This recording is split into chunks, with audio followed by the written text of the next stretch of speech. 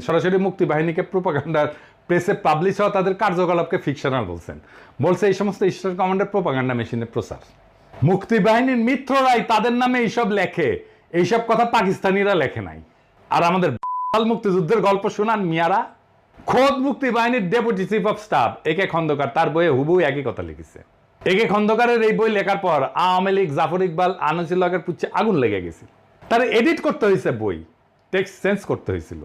1971 সালের 18 September বিলাতের the guardian পত্রিকার একটা আর্টিকেল প্রকাশিত হয়, big brother goes to war.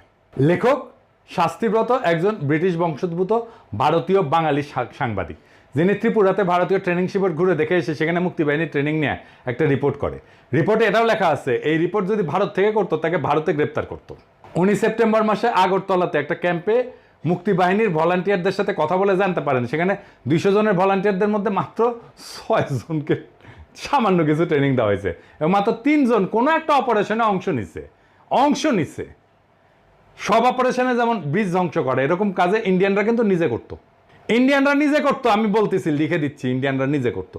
মুক্তিবাহিনীর নিজেদের সদস্যদের মতে তারা বড় জোর দু একটা গ্রেনেড নিক্ষেপ করছে। এবার একটা মজার ভিডিও দেখেন মুক্তিবাহিনীর সাথে ভারতীয় ইনস্ট্রাক্টররা কিরকম ব্যবহার করতো। এদিকে সে দেখে দেন। এটাকে টানো,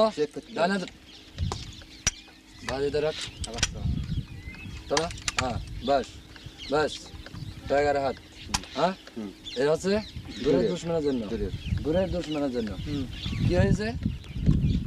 চলো শীষ লাগাও, ঠিক যখন সামনে জানা শত্রু, পিছনে শত্রু, জানা শত্রু, পিছনে শত্রু, বা শত্রু, পিছনে শত্রু, জানা শত্রু, পিছনে শত্রু। এই হচ্ছে জাফর ইকবাল, হুমায়ুন আহমেদ, আনিসুল হকের তৈরি করা মিথিক্যাল